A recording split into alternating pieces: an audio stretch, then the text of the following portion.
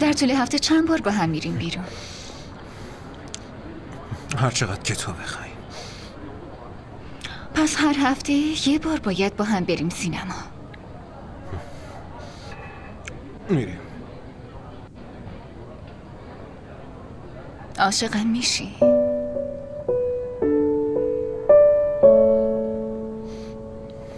این چه سالیه؟ سوالم همینه یوسف وجیه احمد. بگو، واقعا عاشقم میشی؟ یا فقط با هم ازدواج میکنی و میخوای عاشق زلیخا بمونی؟ که اینو گفتم.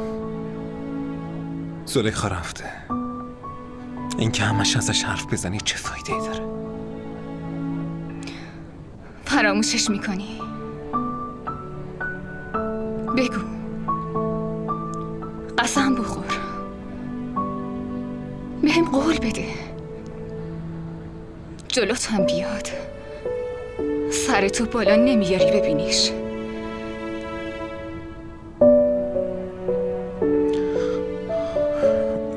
نمیبینمش. گفتم که نمیبینمش.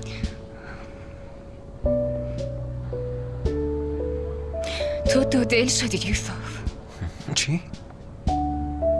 یعنی چی؟ ولش کن.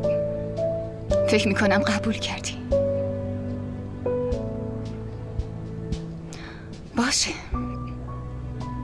من حاضرم باهات ازدواج کنم. بهت قول میدم. بهت خیلی محبت میکنم. همه تلاشمو میکنم که خوشبخت باشی. فقط تو یک کاری برام بکن. بگو. روز عقد کنارم میشینی؟ آره میشینم. زلیخا هم باید بشینه جلوی ما دوتا.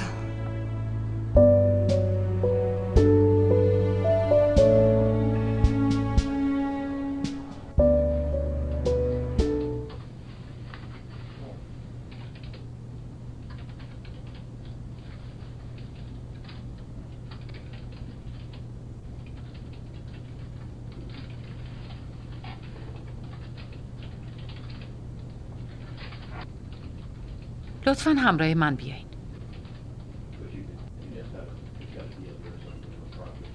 از این طرف خواهش میکنم. ایشون مدیر خیلی خوبی هستن و حتما نظرشون در مورد شما مساعده. لطفاً از این طرف تشریف بیارین. بفرمایید. این اتاقه؟ بله. ممنونم. خواهش میکنم.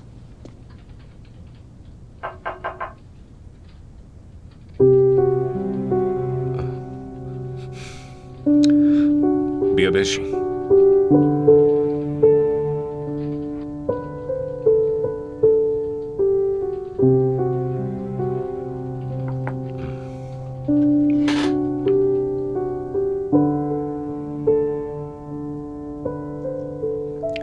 بعد از 2 ماه بالاخره تونستم ببینمش. منو که دید فکر کرد قبولش نمی کنم. به حرف من نشست، ولی همین که نشست گفت من اینجا کار نمی کنم. چرا؟ چون جوابی برای چراتون ندارم. فقط تصمیم گرفتم که دیگه پشت سرمو نگاه نکنم. منم همین تصمیمو گرفته بودم که پشت سرمو نگاه نکنم. ولی باز یه زمانی میرسه دخترم که آدم یواشکی پشتشو نگاه میکنه. وقتی که برمیگرده پشتشو نگاه کنه میبینه لباس عروسی با خون قربانیا قرمز شده. ببین دخترم، من تو جایگاهی نیستم بتونم نصیحتت کنم، وگرنه داد میزدم و میگفتم که عشق بازی خودخواه است. کسانی که فداکارن باید یه کار دیگه کنن.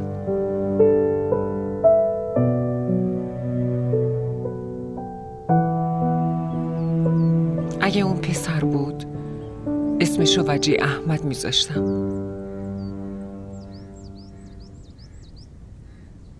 حتما اون با نادیا نامزد شده. نه. چرا؟ دیروز من خودم شنیدم با نادیا نامزد شده. اون قبول نکرد.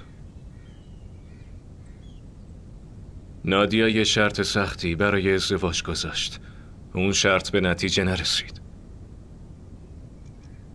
وقتی از عشق اول پسر خبر داشته باشن، دخترها اینطوری احساس ناامنی میکنن. حتما اون یه تضمین میخواسته. نادیا میگه که موقع عقدش زلیخا بیاد جلوش بشینه. اونم جواب بله رو میده. واقعا؟ این که خواسته خیلی عجیبیه. چرا عجیبه؟ وقتی تصمیم گرفته فداکاری کنه، فداکاری یواشکی باشه یا عمومی، چه فرقی برای اون داره؟ من قول میدم اگه یوسف این خواسته نادیا رو قبول کنه، چون که میدونه اون یه دختره، من بهش میگم وجیه احمد صداش کن.